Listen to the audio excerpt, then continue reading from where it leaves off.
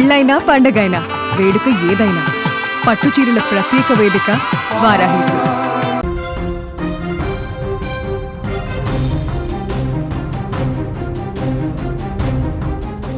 America అధ్యక్షుడు అలాగే Israel అధినేత ట్రంప్ అదేవిధంగా నెతన్యాహు పైన హత్యకుట్ర జరుగుతుందా?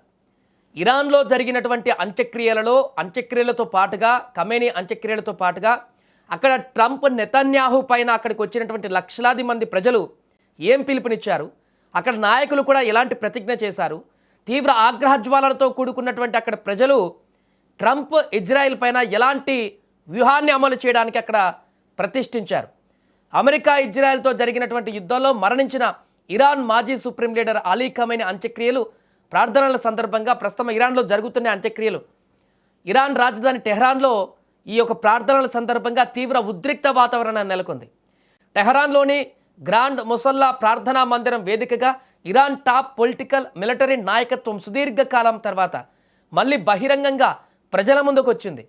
ఫిబ్రవరి 28న అమెరికా ఇజ్రాయెల్ జరిపిన దాడిలో అలీ ఖమేనీతో పాటు ఆయన కుటుంబానికి చెందిన మరో 4 మరణించారు.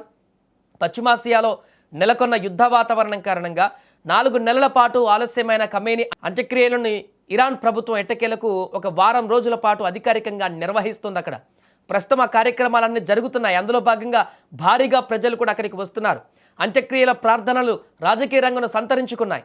లక్షలాది మంది ప్రజలు తెల్లవారుజామునే ప్రార్థనా స్థలానికి చేరుకొని ఇరాన్ జాతీయ జెండాలతో పాటు ప్రతీకారానికి ప్రతీకగా భావించే ఎరుపు రంగు జెండాలను ప్రదర్శించారు. అక్కడ అమెరికా అధ్యక్షుడు డొనాల్డ్ ట్రంప్ ఇజ్రాయెల్ ప్రధాని బెంజమిన్ నెతన్యాహులను హతమార్చాలంటూ రాసిన పోస్టర్లు, గ్రాఫిటీలు అక్కడ భారీగా వెలిశాయి.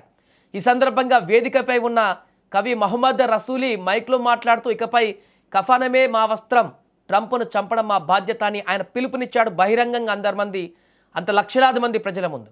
ప్రార్థనలకు వచ్చిన గోలాం రేజా సాబూని అనే పౌరుడు కూడా మా ఇమాంను చంపిన ట్రంప్ను చంపాల్సిందేనంటూ పేర్కొన్నాడు.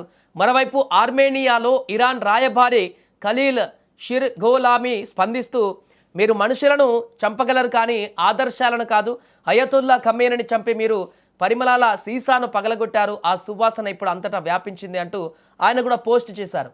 ఇలా అంత్యక్రియల పరిణామం జరుగుతున్న సందర్భంలో ప్రజల నుంచి ఆగ్రహావేశాలు వ్యక్తమవుతున్న సందర్భంలో మిగతా నాయకులు కూడా ఇచ్చినటువంటి పిలుపులు ఇప్పుడు ప్రపంచవ్యాప్తంగా ఒక్కసారిగా సంచలనంగా మారాయి. ఎందుకంటే వారి టార్గెట్ ట్రంప్ను అంతమొందించడమే టార్గెట్ అన్నట్టుగా అక్కడ వారు చేస్తున్నటువంటి ప్రతిజ్ఞలు చూస్తుంటే ఇది ఎటువైపు మల్లుతుందో అనేది ఆందోళనకరంగా మారింది. ఇజ్రాయెల్ నుంచి ప్రాణాపాయ బెదిరింపులు ఉన్నప్పటికీ ఇరాన్ అగ్రనేతలు ఈ వేడుకకు హాజరై తమ ఐక్యతను చాటారు.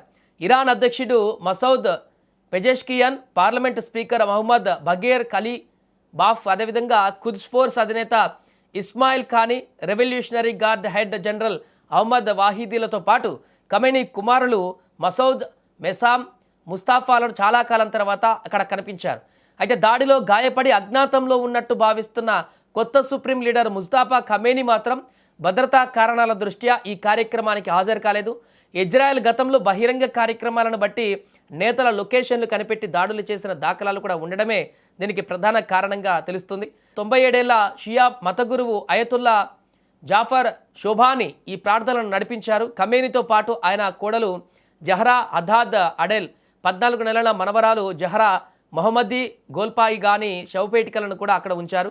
ఖమేనీ పార్థివ దేహాన్ని ఇరాక్లోని వివిధ నగరాలలో తిప్పిన తర్వాత గురువారం ఆయన జన్మస్థలమైనటువంటి మషాద్లోని ఇమాం రెజా బలిపీఠం వద్ద ఖననం చేయబోతున్నారు. ఏదేమైనా ప్రస్తుతం అక్కడ జరుగుతున్న అంత్యక్రియల సందర్భంగా లక్షలాది మంది ప్రజలు అక్కడ ఆగ్రహావేశాలు చాలా స్పష్టంగా కనిపిస్తున్నాయి.